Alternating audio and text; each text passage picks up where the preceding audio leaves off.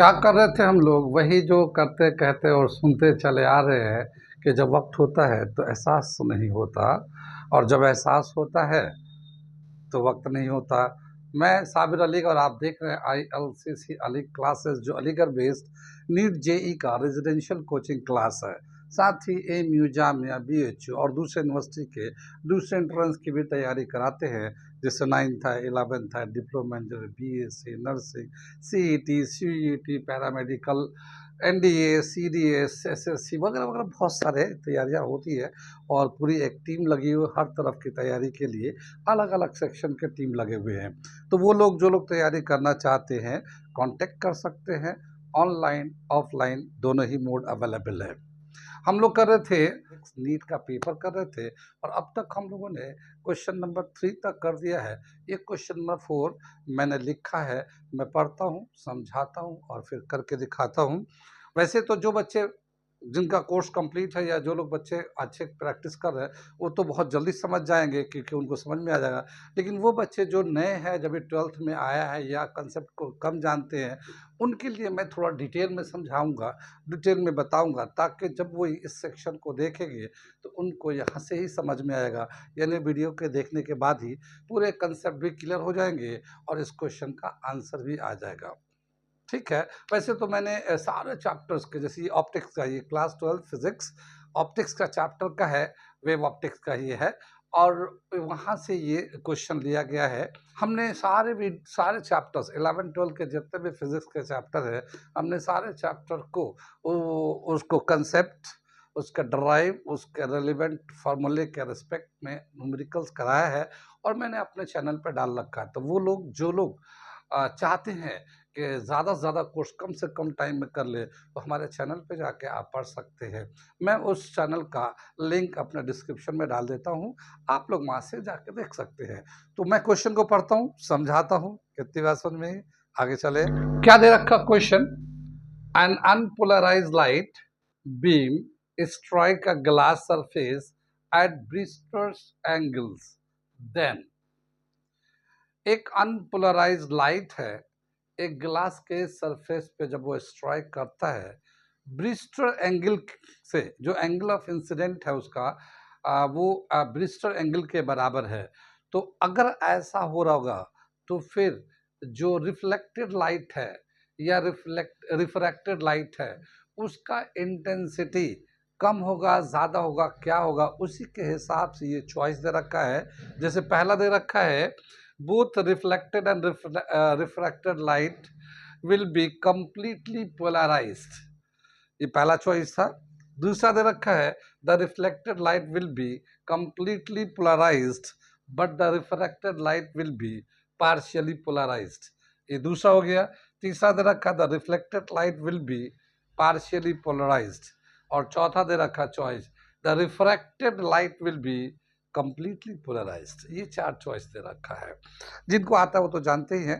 लेकिन अब ये unpolarized light, polarization, unpolarized light, ये होता क्या है, और फिर ब्रिस्टर एंगल क्या होता है, फिर सरफेस पे जब रिफ्लेक्ट होगा लाइट ग्लास के सरफेस पे, तो मैं थोड़े से पीछे से इसके कंसेप्ट को समझाता हूँ और फिर मैं इसका आंसर बताता हूँ। वैसे इसका आंसर है बी। बी, ये जो सेकंड वाला है आंसर है इसका। यानी जो रिफ्लेक्टेड लाइट होता है वो कंप्लीटली पोलराइज्ड होता है, जबकि रिफ्रैक्टेड लाइट जो है वो पार्शियली पोलराइज्ड होता है। अब ये क्या चीज़ है, कहाँ से आया, कैसे आएगी, मैं पूरा डिटेल में आपको समझा रहा हूँ। ये वीडियो थोड़ा सा बड़ा होगा, मगर फिर भी आप एंड तक देखिए, अगर चाहते हैं कि आपको ये कंसेप्ट समझ में आए, नीट जेई को क्रैक करना चाहते हैं तो। क्योंकि एक टॉपिक को, यहाँ पे एक क्वेश्चन है, एक पार्ट है, वो मैं तो बता ही दूंगा, लेकिन मैं चाहता हूँ कि इसी टॉपिक के रिस्पेक्ट में मैं जितने भी यहाँ के रेलेवेंट इंपॉर्टेंट पॉइंट है जो दूसरे क्वेश्चन बन सकते हैं, वो आप हम इसी क्वेश्चन के हेल्प से समझा दें, ताकि आप ये एक सवाल समझे और बहुत सारे दूसरे क्वेश्चन करने के लिए आप एलिजिबल हो जाए, आप इतना नॉलेज आ जाए कि आप दूसरे सवाल भी यहाँ का रेस्पेक्ट में कर सकते हैं। तो वीडियो को एंड तक देखिए, अगर आप तैयारी कर रहे हैं, क्रैक करना चाहते हैं नीट को, जेई को, तो, और अगर नहीं तो कोई बात नहीं, तो आगे चले हम लोग। ओके, तो सबसे पहले हम लोग देखते हैं लाइट अनपोलराइज्ड पोलराइज्ड का क्या मतलब होता है। ठीक है, लाइट कोई भी सोर्स है, जहाँ से भी लाइट है, जैसे सनलाइट है या कोई और जैसे बल्ब है, ट्यूबलाइट है, कहीं से भी लाइट आता है तो वो सभी डायरेक्शन में जाता है, सभी डायरेक्शन में जाता है और जिस तरफ जा रहा होता है उसकी इंटेंसिटी बराबर रहता है। डिस्टेंस के हिसाब से थोड़ी इंटेंसिटी कम होता है, लेकिन उसका इंटेंसिटी अगर देखें जो एक जगह पे तो बराबर। इंटेंसिटी का मतलब क्या हुआ? ब्राइटनेस, लाइट का ब्राइटनेस। तो मैं पहले पोलराइज्ड अनपोलराइज्ड लाइट को बताता हूँ। अनपोलराइज्ड का मतलब इसका कोई डायरेक्शन नहीं है। जैसे ये हमारे बल्ब से लाइट निकला तो ये इधर भी जा रहा है, इधर भी जा रहा है, उधर चारों तरफ जा रहा है, तो इसका कोई डायरेक्शन फिक्स नहीं है, ये चारों तरफ जाता है, तो इसको हम लोग कहेंगे अनपोलराइज्ड लाइट। ठीक। लेकिन अगर एक प्रॉपर डायरेक्शन, एक पर्टिकुलर डायरेक्शन में चले लाइट, तो वो प्रॉपर पर्टिकुलर डायरेक्शन वाले लाइट को हम लोग कहेंगे पोलराइज लाइट। क्योंकि मैं दूसरे लाइट को डिस्कस नहीं करेंगे, सिर्फ वो लाइट जो एक पर्टिकुलर डायरेक्शन में चल रहा है उसी को हम लोग डिस्कस करेंगे, उसी के बारे में ऑब्जर्वेशन लेंगे, तो उसको हम लोग कहते हैं पोलराइज लाइट। कितनी बात सुनिए, आगे चले। एक हम डायग्राम बना के दिखाते हैं कि अनपोलराइज लाइट को पोलराइज लाइट कैसे बनाते हैं। ठीक है, अनपोलराइज लाइट को पोलराइज लाइट कैसे बनाते हैं, एक मैं डायग्राम से समझाता हूँ। तो मैं डायग्राम बना रहा हूँ। ये तो सवाल का आंसर हमने बता ही दिया है, अगर ये मिट जाए तो कोई बात नहीं। ये 2024 क्वेश्चन के फिजिक्स T3 बुकलेट का क्वेश्चन नंबर 4 है।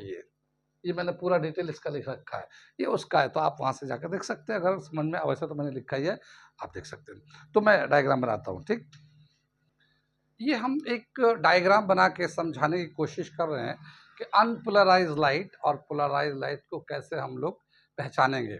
तो जैसे कोई सोर्स है लाइट का, यहाँ से एक हम लोगों ने ये हेक्सागोनल स्लिट ले लिया। स्लिट, स्लिट मतलब ये लकड़ी का तख्ती टाइप का होता है या गिलास का बना होगा, ओपेक मटेरियल का। तो जैसे लकड़ी का तख्ती ले लिया और उसके बीच से एक कट लगा दिया, बीच में होल बना दिया, जैसे कट कर दिया, ये कट कर दिया।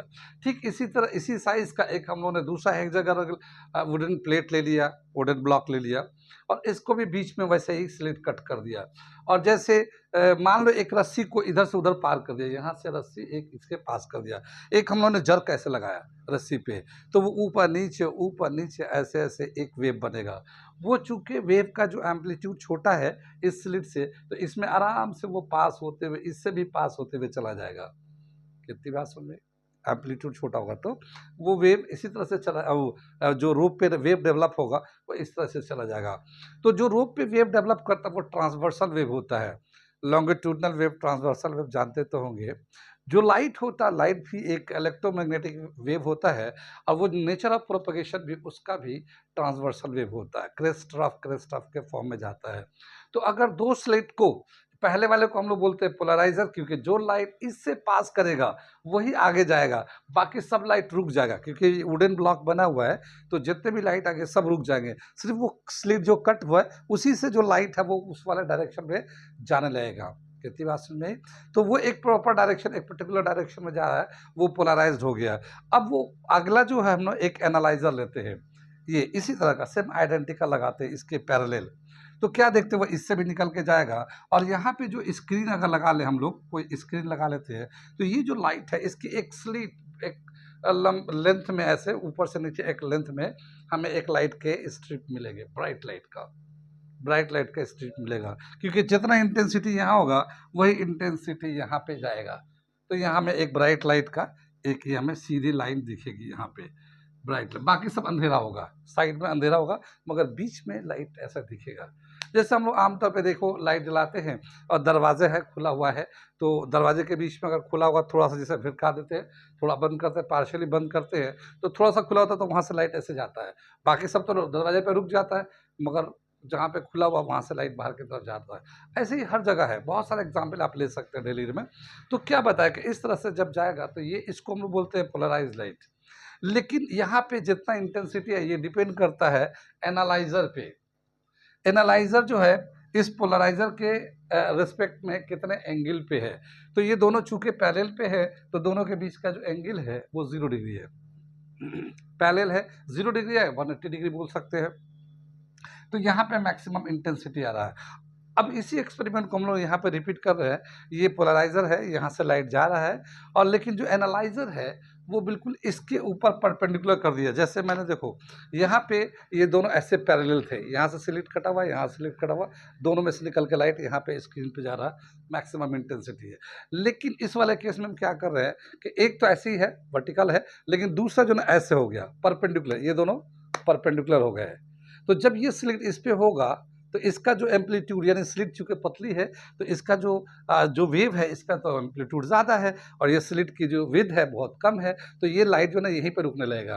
तो ये जो ऐसे होगा तो ये वाला लाइट इस वाले से पोलराइजेशन से तो पास कर जाएगा, पोलराइजेशन से पास कर जाएगा, पर एनालाइजर पे जाकर रुकने लगेगा।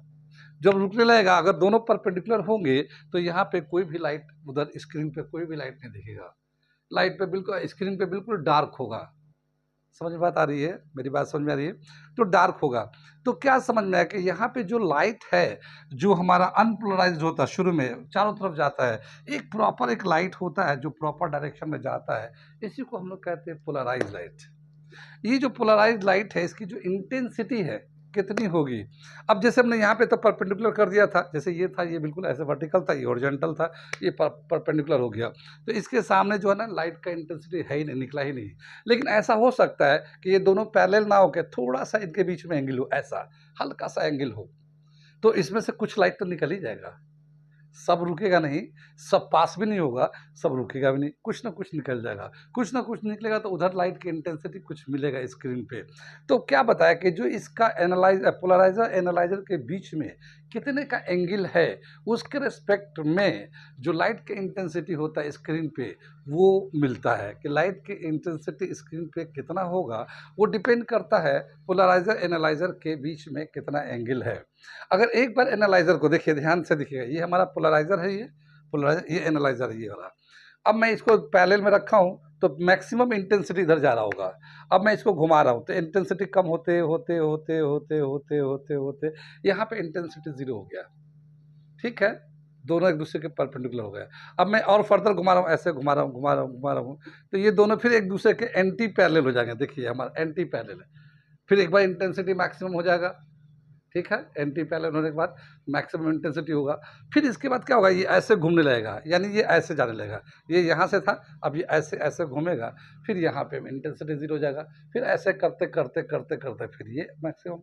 तो जब एक बार एनालाइजर रोटेट करेगा तो 2 बार मैक्सिमम इंटेंसिटी होगा यहाँ पे स्क्रीन पे, और 2 बार मिनिमम होगा। इसके बाकी मैक्सिमम मिनिमम के बीच में इंटेंसिटी हमें कंटिन्यू मिलता रहेगा।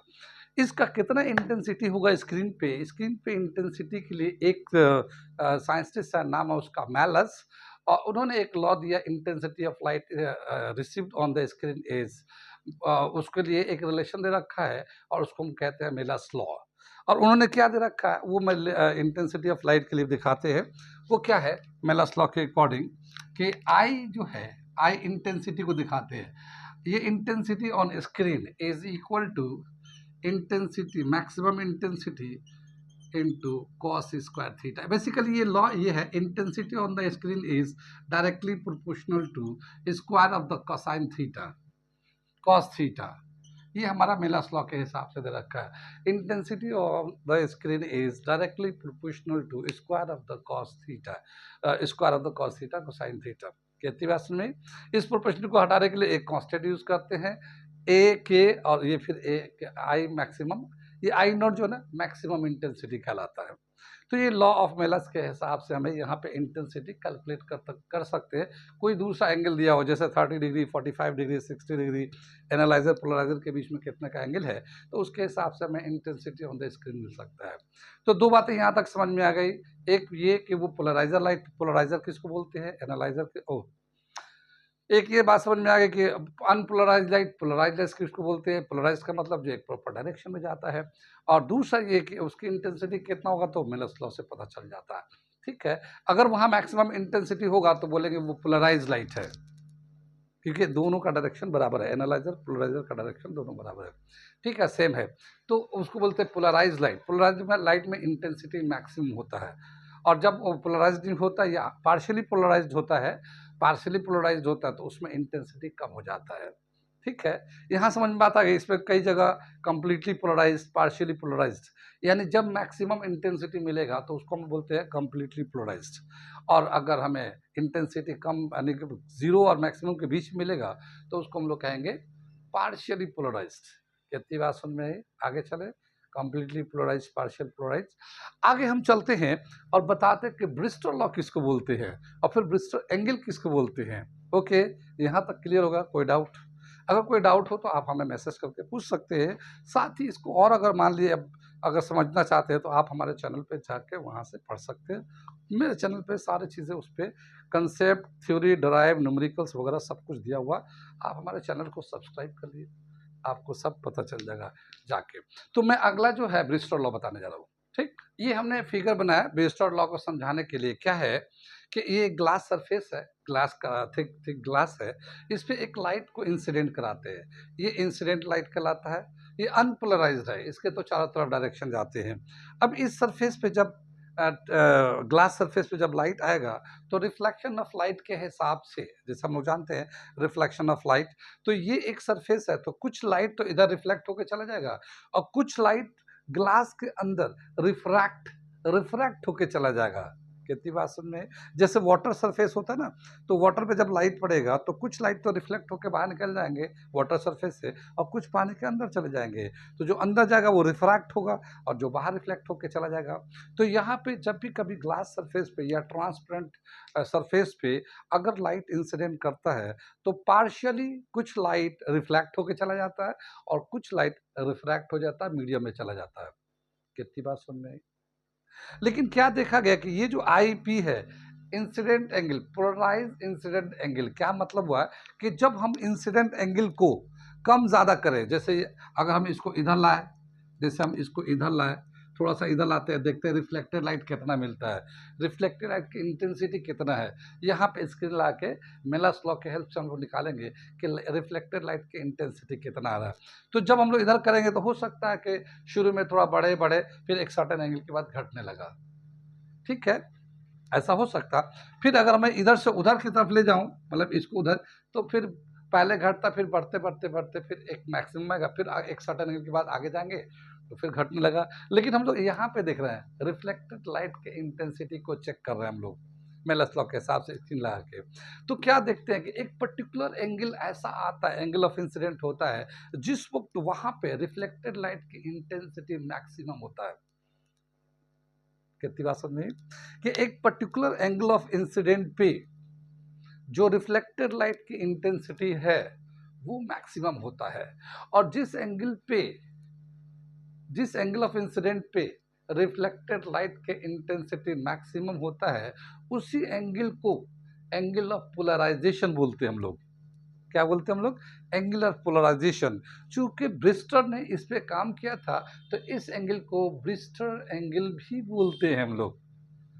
क्या बोलते हैं? ब्रिस्टर एंगल भी बोलते हैं। किसको? एंगल ऑफ पोलराइजेशन को। कितनी बात क्लियर हो गई? तो इसको आईपी दिखाया है, angle of incident, polarize angle of incident, IP. तो उस वक्त मैक्सिमम रिफ्लेक्टेड लाइट यहाँ में मिलेगा, रिफ्लेक्टेड लाइट इधर मिलेगा, लेकिन जो लाइट रिफ्रैक्ट हो गया उसकी भी इंटेंसिटी होगी, वो मैक्सिमम नहीं होता, कम होता है। कितनी बात सुन में? और यहाँ पे जो एंगल होगा नॉर्मल के और रिफ्रैक्टेड लाइट के बीच में जो एंगल होगा उसको आरपी बोलते हैं, रिफ्रैक्टेड पोलराइज्ड एंगल। इसको हम लोग क्या बोलते हैं? Refracted polarized angle. ठीक, क्या देखा गया है कि जिस वक्त रिफ्लेक्टेड लाइट के इंटेंसिटी मैक्सिमम होता है उस वक्त आईपी एंड आरपी दोनों आपस में एक दूसरे से रिलेट करते हैं। कैसे रिलेट करते हैं कि क्या देखा गया है कि ये दोनों को जब प्लस करते हैं तो ये 90 डिग्री का होता है। क्या मतलब हुआ कि ये आईपी इनको और आरपी इनको angle of polarized angle, polarize incident angle and refracted polarized angle को जब प्लस करते हैं ये दोनों 90 के होते हैं। ये कितनी बात में? ये 90 के होते हैं। अगर मान लो आरपी लेते हैं हम लोग, RP is equal to 90 minus IP, ये हम लोग ऐसे निकाल सकते हैं, आरपी को ऐसे लिख सकते हैं। कितनी बात सुन में?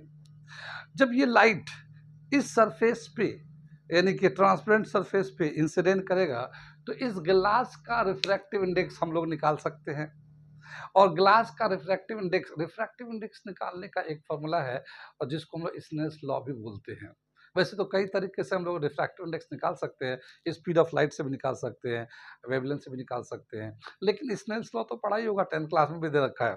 ठीक है, तो स्नेल्स लॉ के अकॉर्डिंग क्या बोला गया, the refractive index of a medium is equal to sine i upon sine r, sine i upon angle of incidence upon angle of refraction. लेकिन यहाँ पे क्या हो जाएगा, अकॉर्डिंग टू स्नेल्स लॉ के हिसाब से रिफ्रैक्टिव इंडेक्स हो जाएगा sine i p upon sine r p, ये स्नेल्स लॉ के हिसाब से हो जाएगा। कितनी बात यहाँ तक समझ में आ गई।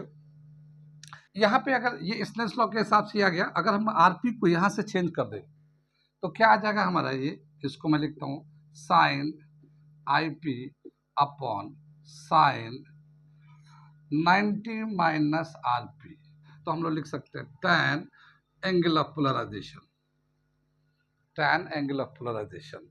तो ये म्यू जो है रिफ्रैक्टिव इंडेक्स जो होगा इस ग्लास का, refractive index according to Bristol law, according to Bristol law, the refractive index of a glass medium or any other medium will be equal to tangent of angle of polarization, tangent of angle of polarization, या IP भी लिख सकते हैं, यहाँ पे IP भी लिख सकते हैं हम लोग। कितनी बात सुन में आई।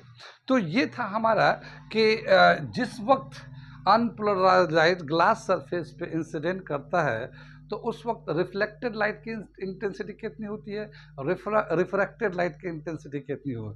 तो रिफ्लेक्टेड लाइट की इंटेंसिटी मैक्सिमम होता है, कंप्लीटली पोलराइज्ड होता है, और जो रिफ्रैक्टेड लाइट होता है इसके अंदर जो होता है वो पार्शियली पोलराइज्ड होता है। ये इसका करेक्ट आंसर 2 हमने बताया था, इस हिसाब से आया है। यहाँ पे ब्रिस्टल लॉ के हिसाब से रिफ्रैक्टिव इंडेक्स का एक रिलेशन भी आता है। एक और कंसेप्ट है, देखिए अगर हम लोग आईपी, अगर हम लोग जानते हैं बचपन में कि ये जो है angle of incident angle of reflection के बराबर होता है, तो हम लोग ये जो है ना, ये दोनों डैश आई पी के बराबर ही होगा, दोनों बराबर ही होंगे। अब यहाँ से देखिए एक अलग हमें कंसेप्ट बता रहा हूँ यहाँ पे। अब यहाँ पे देखिए ये तो नॉर्मल था और ये टोटल एंगल कितना है, 180 है। अब इस 180 पे देखो ये आईपी, ये आईपी भी है, angle of incident, polarize angle of incidence, ये आरपी, ठीक है, ये आरपी है, और ये जो है ये एंगल है, एंगल बिटवीन, ये हम लोग मान लो इसको थीटा ले लेते हैं, इसको theta, angle between reflected light and refracted light के बीच में कितने का एंगल है। इन तीनों को अगर प्लस कर देंगे, आईपी आरपी एंड थीटा, अगर तीनों को प्लस कर देंगे तो ये आ जाएगा 180 डिग्री। कितनी बात सुनिए, लेकिन इन दोनों का जो वैल्यू होता है वो 90 होता है। अभी हमने दिखाया था यहाँ पे 90 है ये, तो 90 जब डालेंगे तो इसको theta is equal to 180 degree, और थीटा का वैल्यू आ जाएगा 90 डिग्री। क्या समझ में आई ये, कि जिस वक्त ब्रिस्टल एंगल यूज करते हैं या पोलराइज्ड एंगल यूज करते हैं, इसको एंगल ऑफ पोलराइजेशन भी बोलते हैं, ब्रिस्टल एंगल भी बोलते हैं आईपी को, तो जिस वक्त angle of incidence polarizing angle के बराबर होगा या ब्रिस्टल एंगल के बराबर होगा, उस वक्त रिफ्लेक्टेड रेज या reflected light and reflected light के बीच में एंगल जो ना 90 का होगा, या यूं कह सकते हैं कि reflected light and refracted light are perpendicular to each other. ये भी एक बहुत कॉमन क्वेश्चन, बहुत अच्छा क्वेश्चन है कि जिस वक्त यहाँ पे ब्रिस्टल लॉ के angle of incident Bristol angle के बराबर हो या पोलराइज्ड एंगल के बराबर हो, उस वक्त reflected light and refracted light के बीच का एंगल कितना होता है। ये भी बहुत दफा पूछता है। कितनी बात समझ में आई, यहाँ तक समझ में आया, ये जहाँ तक समझ में आया ठीक है, नहीं समझ में आया तो एक बार वीडियो को रिपीट करके देख लीजिएगा, और बाकी और बहुत सारी चीज़ें जो मैंने बना के वीडियो को रख रखा है चैनल पे, आप वहाँ से भी जाके देख सकते हैं, पढ़ सकते हैं। मैं अपना चैनल का लिंक डिस्क्रिप्शन में डाल दूंगा। ठीक है, तो यहाँ तक समझ में आ गया, आज यहीं पे रहने देते हैं।